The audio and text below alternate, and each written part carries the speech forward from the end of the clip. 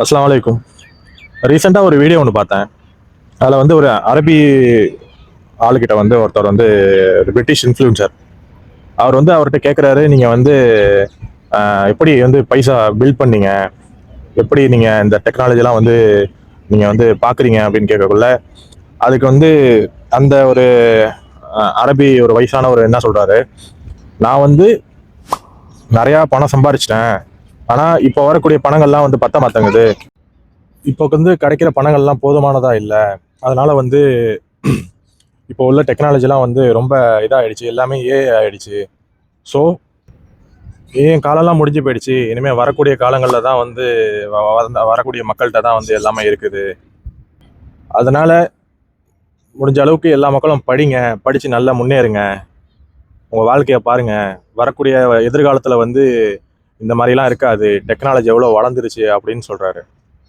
இதை நான் ஏன் சொல்கிறேன்னா, நம்ம ஊரில் ஒரு ஆள் வந்து எதுக்கு படிக்கிறீங்க, படித்தா விவசாயத்துக்கு வந்து என்ன பண்ணுவீங்க, எல்லாரும் படித்து ஐபிஎஸ் ஆகிட்டீங்கன்னா சோத்துக்கு என்ன பண்ணுவீங்க, எல்லாரும் படித்து ஐபிஎஸ் ஆகுங்கடா, எல்லாரும் படித்து ஆகிட்டு சோத்துக்கு வழி இல்லைனா ஐபிஎஸ் ஆகிட்டு ஐபிஎஸ் அந்த போஸ்டிங்கோட விவசாயம் பாருங்க, பார்க்கக்கூடாதா என்ன, படிங்கணும். நான்லாம் இங்கெல்லாம் டிப்ளமோ தான், டிப்ளமோ கம்ப்ளீட் கூட பண்ணல, இங்கே வந்துக்கிட்டு துபாயில் வந்துக்கிட்டு எந்த அளவுக்கு கஷ்டப்படுறேன் எனக்கு தான் தெரியும். படிங்க, தொழிலெலாம் அப்புறம் பார்த்துக்கலாம், ஃபஸ்ட்டு நல்லா படித்து நல்லா பெரிய பெரிய கம்பெனியில் போய் வேலைக்கு சேர்ந்து நல்லா சம்பாரித்து நல்லா படிங்க, நல்லா படித்து முன்னேறுங்க. படித்தாதான் எல்லாமே, கல்வி தான் முக்கியம், கல்வி மட்டும்தான் முக்கியம். ஏன்னா கல்வி இருந்தால் தான் அறிவு வளரும், ஒரு கல்வி கூடத்துல தான் போய் நம்ம அறிவை வந்து வளர்த்துக்க முடியும். ஒருத்தவனும் இங்கே வந்து கஷ்டப்பட்டுக்கிட்டு இருக்கான், படிச்சுட்டு வந்து வேலை கிடைக்க மாட்டேங்குது. இந்த ஊருன்னு இல்லை, எல்லா ஊர்லேயும். ஏன் நம்ம தமிழ்நாட்டிலேயே நிறைய பேர் படிச்சுட்டு ஸ்விக்கி ஓட்டுறானோ, மற்ற கார்கள்லாம் ஓட்டிக்கிட்டு இருக்கானோ பசங்க, படிப்பு இருந்தும் வேலை கிடைக்க மாட்டேங்குது. நீ படிக்காமல் போயிட்டனாக்கா, படித்தே ஒருத்தவனுக்கு வேலை கிடைக்கலன்னா அவன் படிக்காமல் எவ்வளோ கஷ்டப்படணும்.